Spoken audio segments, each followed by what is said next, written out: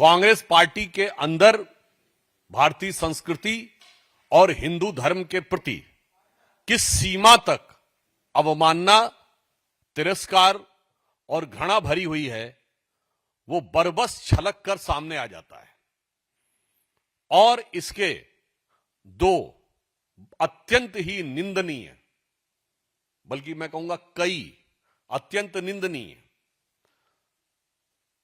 भर्त्सना योग्य बयान कांग्रेस के शीर्ष नेताओं के द्वारा सामने आए हैं। तेलंगाना के मुख्यमंत्री श्री रेवंत रेड्डी ने जिस प्रकार से हिंदू देवी देवताओं के बारे में अपमानजनक, अवांछनीय कमेंट किए हैं, उसे किसी भी कीमत पर बर्दाश्त नहीं किया जा सकता।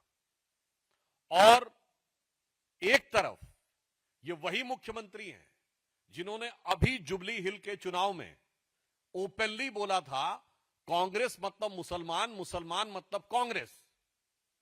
आपको पूरा तहे दिल से मुस्लिम समाज के साथ जाइए, कोई समस्या नहीं है। आप हम सफर, हम प्याला, हम निवाला, हम राज हो जाइए, हमें कोई समस्या नहीं है। मगर हिंदू धर्म के देवी देवताओं को गाली देंगे तो यह बर्दाश्त करने योग्य नहीं है। और इससे पहले भी तेलंगाना में ही याद करिए, एमआईएम की पार्टी के नेता ने इतनी अपमानजनक बातें कही थी। ये उसी एमआईएम से इन्होंने जुबली हिल्स के चुनाव में समर्थन भी लिया था, इसलिए मैं यहां संदर्भ दे रहा हूं। और उन पर कोई कार्रवाई नहीं हुई क्योंकि सरकार की तरफ से पैरवी ऐसी की गई। ये और फिर दक्षिण से उत्तर में आ जाइए तो हिमाचल के मुख्यमंत्री सुक्खू साहब का एक वीडियो वायरल हो रहा है जिसमें बच्चे उनसे राधे राधे कह रहे हैं। तो कह रहे हैं राधे राधे कहने की क्या आवश्यकता है। अब मुझे समझ में नहीं आता है कि कांग्रेस पार्टी का एक मुख्यमंत्री हिंदू देवी देवताओं का अपमान करता है और दूसरा मुख्यमंत्री छोटे छोटे स्कूली बच्चों को राधे राधे बोलने से रोकने की कोशिश करता है। इसलिए हम राहुल गांधी जी से यह पूछना चाहते हैं, यद्यपि इस बार जो आपने शपथ ली है वो ईश्वर के नाम की नहीं ली है, मगर आपने पहले अपने भाषण में भगवानों की फोटोएं लेकर आके अनेक प्रकार का थिएट्रिक्स की थी। तो मैं कांग्रेस पार्टी और राहुल गांधी से पूछना चाहता हूं कि आपका एक एलआई यानी गठबंधन सहयोगी डीएमके बाकायदा एक स्ट्रक्चर्ड कॉन्फ्रेंस करता है इरेडिकेशन ऑफ सनातन धर्म। यह कोई बयान नहीं था, यह एक विधिवत सुविचारित, जिसे कहते हैं एकेडमिक कॉन्फ्रेंस थी। हिंदी में कहें तो हिंदू धर्म का समूल नाश। तो क्या आप कांग्रेस पार्टी ने इरेडिकेशन ऑफ सनातन धर्म अर्थात हिंदू धर्म के समूल नाश के कार्यक्रम को आगे बढ़ाना शुरू कर दिया है और अपने मुख्यमंत्रियों को यह निर्देश दे दिए हैं कि भारतीय संस्कृति और हिंदू धर्म के देवी देवताओं के बारे में सीधे हमला करना शुरू कर दो। ये मेरा सीधा सवाल कांग्रेस पार्टी से है। दूसरा विषय, कांग्रेस की एक विख्यात सांसद जो अपने ऊंचे स्वर के अट्टहास के लिए सुविख्यात ऑब्लिक कुख्यात हैं, उनके द्वारा जिस प्रकार की हरकत की गई कि पहले एक श्वान को लेकर गाड़ी में आना और श्वान की संवेदना का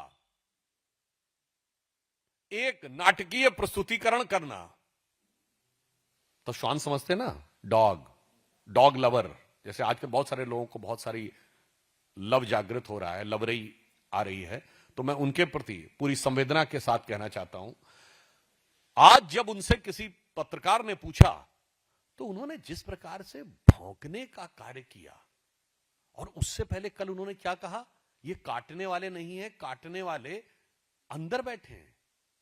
अर्थात देश की पूरी संसद को के सांसदों को काटने वाला कहना और काटने का संदर्भ कुत्ते के साथ जोड़कर कहना यह दर्शाता है कि पूरी संसद की गरिमा को ध्वस्त करना कांग्रेस का एक विधिवत सुविचारित अभियान हो गया है। मैं याद दिलाना चाहता हूं, पहले पूर्व राष्ट्रपति महोदय के समय में उनकी मिमिक्री संसद भवन की सीढ़ियों पर होना, उसके बाद उसकी फोटो राहुल गांधी जी के द्वारा खींचा जाना, उससे पहले याद करिए प्रधानमंत्री जी के ऊपर जाकर वर्चुअली गिर जाना, पिछले लोकसभा की बात कर रहा हूं, और उसके बाद अपनी सीट पे बैठकर आंखों से इशारे करना, आंखों से गोली मारे टाइप का इशारा करना। उसके बाद अगर आप देखें तो जिस समय वक्फ बोर्ड का वो हो रहा था वोटिंग, रात में पैजामा और टी शर्ट पहन के राहुल गांधी जी आए। अरे भाई, हम सब लोग 2:30-3 बजे तक वहां पे थे। फिर संसद भवन के अंदर अपने भाषण के दौरान कभी भगवान शंकर और कभी गुरु नानक देव की फोटो यूं करना। हम ये पूछना चाहते हैं कि भारत की संसद की गरिमा को तार तार करने के इस अभियान में क्यों लगी हुई है कांग्रेस पार्टी? क्या ये आपके अंदर का, जो माननीय प्रधानमंत्री जी ने कहा था कि मुस्लिम लीगी माओवादी कांग्रेस बनती जा रही है, ये दोनों उदाहरण इस बात को प्रमाणित करते हैं कि अर्बन नक्सल माइंडसेट की तरह पूरे के पूरे कॉन्स्टिट्यूशनल एपरेटस को डिमीन करना, यानी समस्त संवैधानिक व्यवस्थाओं और संस्थाओं को के प्रति अपमान और तिरस्कार करना, जो एक माओवादी एजेंडा होता है, और हिंदू धर्म के प्रति घृणा फैलाना, जो एक मुस्लिम लीगी एजेंडा होता है। मुझे लगता है कि कांग्रेस अब इस विषय के ऊपर एक सीमा से ज्यादा चली गई है। अब इस पे मैं आपको यह तीसरा विषय भी बताना चाहता हूं कि मुस्लिम लीगी माओवादी मानसिकता में कांग्रेस की सीमा तक चली गई है कि एक इस्लामिक धर्मगुरु मौलाना मदनी के द्वारा जिहाद शब्द के बारे में बोले जाने पर कांग्रेस के नेता इमरान मसूद आकर व्याख्या करने लगते हैं। मतलब आपको कौन सी ऐसी गरज पड़ी है कि ये एक बिल्कुल मजहबी विषय के ऊपर आकर आप उसका बचाव कर रहे हैं? और ये वही इमरान मसूद हैं जिन्होंने कहा था मोदी जी की बोटी बोटी काट डालूंगा, जो उस समय कांग्रेस में नहीं थे, समाजवादी पार्टी में थे। कांग्रेस ने उन्हें लाया, पहले प्रदेश का उपाध्यक्ष बनाया, फिर सांसद बनाया। फिर हम राहुल गांधी से पूछना चाहते हैं, यह आपके मुस्लिम लीगी एजेंडा का हिस्सा हो गया है क्या कि जितने घृणा फैलाने वाले सांप्रदायिक विद्वेष और कट्टरपंथी कठमुल्ला जैसे विचारों रखने वाले लोग हैं, उन सबको आप कांग्रेस में लाकर उनसे इंटरप्रिटेशन और मिस इंटरप्रिटेशन करने का प्रयास करेंगे? और फिर मैं याद दिलाना चाहता हूं देश की जनता को, ये वही लोग हैं जो भारत माता की जय कहने में कहते हैं कि नहीं, इसको कहने की जरूरत नहीं है, और जिहाद की व्याख्या में आकर उनके सांसद खड़े होते हैं। जबकि अगर मुस्लिम अकीदे के हिसाब से देखें तो इमरान मसूद न मुल्ला है, न मौलवी है, न मुफ्ती है, न बारी है। उनको कोई हक भी नहीं है कि वो मजहबी मामलों के ऊपर कमेंट्री करें। मगर कांग्रेस के अंदर ये फीलिंग इस सीमा तक आती जा रही है कि ये बिल्कुल स्पष्ट होता जा रहा है। इसलिए मैं कांग्रेस पार्टी से यह पूछना चाहता हूं कि आज आप अपना एजेंडा साफ करें कि हिंदू धर्म और भारतीय संस्कृति के प्रति और संसद की गरिमा को ध्वस्त करने का यह बीड़ा आपने स्वयं उठाया है, या ये इरेडिकेशन ऑफ सनातन धर्म तो भारत में हुई थी कॉन्फ्रेंस, डिसमेंटलिंग ग्लोबल हिंदुत्व दुनिया की बड़ी बड़े इंस्टीट्यूशन में हुई थी। तो अर्थात ये बीड़ा आपने खुद उठाया है या किसी ने आपको उठा के थमाया है कि भारत के अंदर घृणा करना है, सामाजिक टकराव पैदा करना है और हिंदू धर्म को डिमीन करना है। तो कांग्रेस पार्टी से हम बहुत साफ सीधा सवाल आज ये पूछना चाहते हैं कि वो इन मामलों पर जब आपके मुख्यमंत्री स्तर के व्यक्ति इस प्रकार के बयान दें और आपके सांसद इस ढंग की हरकतें करें, तो इससे साफ हो जाता है कि ये आपका एक well thought of action plan है और हमें देश की जनता पर पूर्ण विश्वास है कि वो अपने विवेकशील दृष्टि से इन पर सारी चीजों पर नजर रखे हुए है। कांग्रेस से जरूर हम ये पूछना चाहते हैं कि ये आप किस योजना के तहत कर रहे हैं। आज देश इस रहस्य पर से पर्दा उठाना चाहता है। धन्यवाद।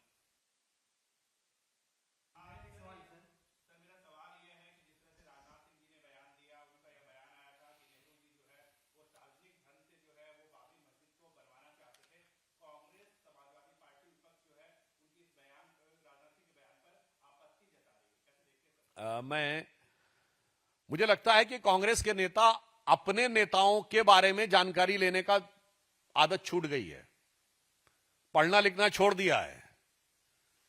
नेहरू गांधी के बारे में भी उन्हें नहीं पता होता है। जो माननीय राजनाथ सिंह जी ने कहा है उसका सोर्स है the inside story of Sardar Patel, diary of Maniben Patel, page number 24। Again, I am quoting the book, The Inside Story of Sardar Patel, The Diary of Maniben Patel, और जिसमें 1936 से लेकर 1950 तक के उनके तमाम करेस्पॉन्डेंस के बारे में लिखा हुआ है। उसमें पेज नंबर 24 पे यह लिखा हुआ है, Nehru also raise the question of Babri Masjid, but Sardar made it clear that the government could not spend any money for building a mosque. He told Nehru that the question of reconstruction of Somnath temple was quite different, as the trust has been created for the purpose and about 30 lakhs rupees has been collected. Patel told Nehru that it was a trust of which Jam Sahib was the chairman and Munshi was just a member, and no government money was going to be used for the purpose. This silenced Nehru. 20th September 1950. अर्थात बहुत स्पष्ट है, मैं हिंदी में इसका सार संक्षेप कर देता हूं कि नेहरू ने बाबरी मस्जिद का विषय उठाया, सरदार पटेल ने उसका प्रतिरोध किया और उन्होंने कहा कि सोमनाथ के पुनर्निर्माण का विषय इससे बिल्कुल भिन्न है। वो एक प्राइवेट ट्रस्ट जिसकी अध्यक्षता जाम साहब ऑफ नवनगर, जो उस समय राज प्रमुख थे, उन्होंने किया है और मुंशी जी उसमें एक सदस्य हैं। सरकारी धन का कोई उपयोग नहीं हुआ है। 30 लाख रुपए प्राइवेट ट्रस्ट के द्वारा करे गए हैं। 20 सितंबर 1950, इसके बाद नेहरू जी शांत हो गए। मगर कांग्रेस के लोगों के मन में जो खुजली होती है, उनके लिए भी मैं एक बात बताना चाहता हूं कि साहब, नेहरू जी के मन में सिर्फ इतना ही नहीं था। सोमनाथ मंदिर के उद्घाटन के समय उन्होंने जाम साहब को लेटर लिखा 24 अप्रैल 1951। यह selected words of Jawaharlal Nehru series 2 volume 47 में है, कोई जाके चेक कर ले। वो कह रहे हैं कि मैं तो बहुत स्पष्ट करना चाहता हूं, आपको उसमें नहीं जाना चाहिए। सोमनाथ मंदिर के निर्माण में कोई भूमिका नहीं निभानी करिए, आपको वो अटेंड भी नहीं करना चाहिए। गजब है साहब, सोमनाथ मंदिर का तो कार्यक्रम भी अटेंड नहीं करना चाहिए जाम साहब को, जो कि राजा थे। मगर बाबरी मस्जिद बनवानी चाहिए। और फिर इतना ही नहीं है, मैं नेहरू जी का एक कोट करता हूं जो उन्होंने दिल्ली में 1959 में नेशनल गैलरी में ये speeches at the inauguration of seminar and exhibition and architecture organized by Lalit Kala Akademi and all India fine arts and craft, new Delhi, 17 March 1959। 17 March 1959 को नेहरू क्या बोलते हैं एक कार्यक्रम में, some of the temples of south India however repel me in spite of beauty, I just can't stand. Why? I do not know. Cannot explain that. But they are oppressive. They suppress my spirit. They do not allow me to rise and keep me down in the dark corridors. I like the sun and air. In contrast, he found Taj Mahal as astoundingly beautiful. 17 March 1959 को जवाहरलाल नेहरू क्या लिख रहे हैं? वो कह रहे हैं, दक्षिण भारत के मंदिर कितने भी उससे मैं डिप्रेस्ड फील करता हूं। मुझे समझ में नहीं आता है कि मुझे डिप्रेशन क्यों लगता है उन कॉरिडोर्स में मूव करते समय। तो इसका अर्थ हुआ कि वहां से लेके और आज तक राम मंदिर के शिलान्यास में न जाना, राम मंदिर की ध्वजा का विरोध करना, बाबरी मस्जिद बनाने का संकल्प लेना।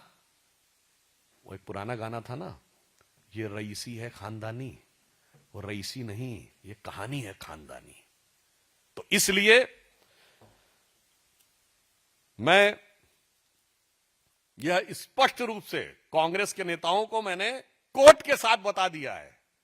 तो अब कांग्रेस वालों को सोच समझकर अपने नेताओं को पढ़कर बताना चाहिए और यह भी बताना चाहिए कि यह भारत वो था कि सोमनाथ मंदिर के उद्घाटन के समय तत्कालीन हमारे राष्ट्रपति राजेंद्र प्रसाद जी गए थे, उनको जाने से रोकने का प्रयास किया था। पुरुषोत्तम दास टंडन जी राजस्थान के गवर्नर थे, उनको भी रोकने का प्रयास किया था। श्री राम लला विराजमान जब प्रकट हुए 1949 22-23 दिसंबर की रात को, तो जो गोविंद बल्लभ पंत को पत्र लिखा है कि आप सख्ती नहीं कर रहे हैं, मुझे लगता है हम और कुछ नहीं कर रहे हैं। इतिहास में गड़े मुर्दे उखाड़ने का हमारा कोई प्रयास नहीं है, पर कांग्रेस को अपने मुर्दों का डीएनए जरूर चेक कर लेना चाहिए।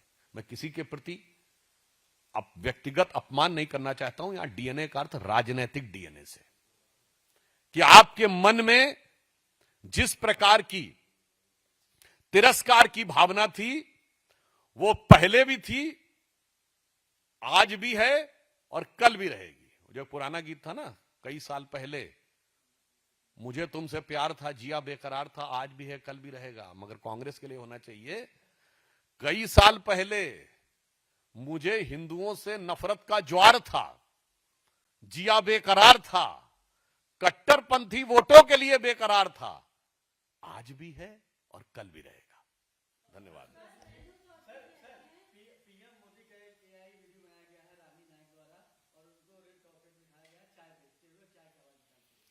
मुझे लगता है कि माननीय प्रधानमंत्री जी का भारत के शीर्ष स्तर पर पहुंचना, एक सामान्य चाय बेचने के परिवार से लेकर यह भारतीय लोकतंत्र और बाबा साहब अंबेडकर के संविधान के द्वारा समाज के पिछली सीढ़ी पर खड़े लोगों को आगे बढ़ने के जो अवसर दिए गए हैं, मुझे लगता है इससे सुंदर प्रमाण नहीं हो सकता। और कोई व्यक्ति यदि क्षमता से अपनी ऊपर जाता है तो जनता उसको कितना अपना समर्थन और आशीर्वाद देती है कि प्रधानमंत्री जी 2001 अक्टूबर में गुजरात के सीएम बने थे, 25वां साल चल रहा है। विनम्रता और चुनौती से कहता हूं, भारत की राजनीति में एक नेता बताइए जिसने 25 साल लगातार देश की जनता का, प्रदेश की जनता का इस प्रकार का आशीर्वाद मिला हो। तो मुझे लगता है वो लोग जो मानते थे कि सत्ता उनका जन्मसिद्ध अधिकार है, अब जनता ने उस अधिकार का पूरी तरीके से डिसेक्शन करना शुरू कर दिया है। और 24 के बाद भी बिहार के चुनावों में भी वो साफ दिखाई पड़ रहा है।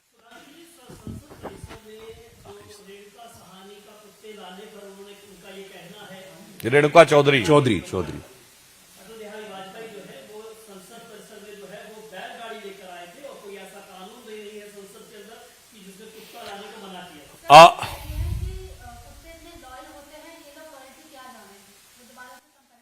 अब वो अपनी लॉयल्टी किसकी तरफ व्यक्त कर रहे हैं, ये मैं करोड़ों लोगों के विवेक पर छोड़ता हूं।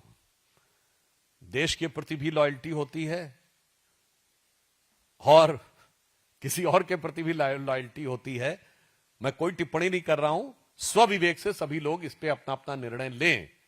और जहां तक मैं कहना चाहूंगा, यही बात है, ये नियम की आड़ में आपकी असली भावनाएं उभर आती हैं। यही तो वो लोग हैं जो कहते हैं कि राष्ट्रीय गान हो तो कहां संविधान में लिखा है खड़ा होना चाहिए। यही तो वो लोग हैं ना। इन्होंने तो यही कह के बचाव किया था कि पैजामा पहन के नहीं आना है। ये कहां लिखा हुआ है कि संसद में पैजामा पहन के नहीं आना है?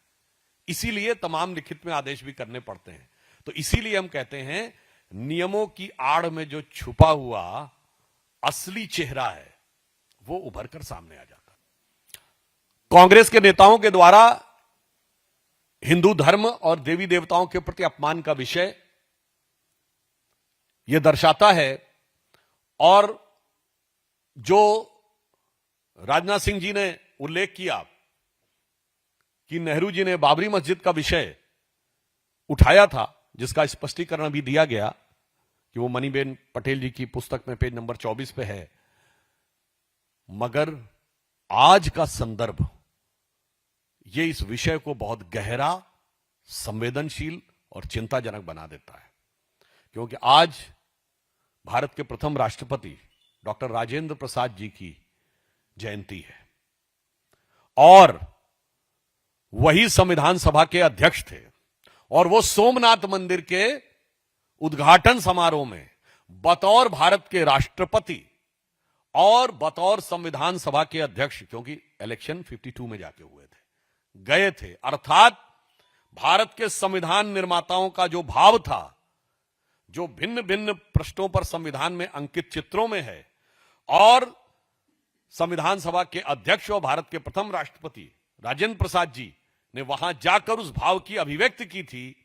कांग्रेस उस समय भी भारत की इस मूल आत्मा के विरुद्ध खड़ी थी और क्रमशः कांग्रेस ने अपने अंदर के समस्त राष्ट्रवादी नेताओं को, चाहे वो राजेंद्र प्रसाद जी रहे हों, कन्हैयालाल माणिकलाल मुंशी जी रहे हों, पुरुषोत्तम दास टंडन जी रहे हों, अन्य बहुत से लोगों को धीरे धीरे, सरदार पटेल जी की असामयिक मृत्यु हुई, श्यामा प्रसाद मुखर्जी जी को पार्टी छोड़नी पड़ी, डॉक्टर अंबेडकर को भी पार्टी छोड़नी पड़ी। यह दर्शाता है कि कांग्रेस के अंदर उस समय जो भाव था, उसने आज बहुत विकराल रूप में कांग्रेस के वास्तविक चरित्र पे कब्जा कर लिया है, जो भारत के वास्तविक चरित्र से कंट्रास्ट में है, एकदम धुर विरोध में। धन्यवाद। If you like this video, then like, share and subscribe to Mirror Now.